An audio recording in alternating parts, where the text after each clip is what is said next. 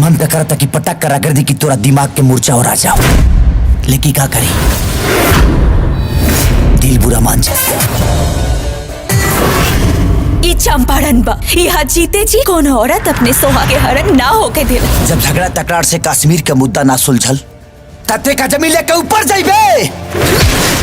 जब कहा तानी के बीच में बात करा तानी तब मत आओ, समझ में नहीं क्या बात। और गरीबन के मुंह से निवाला छीने वाला नो राक्षसन के सर्वनाश कर दी।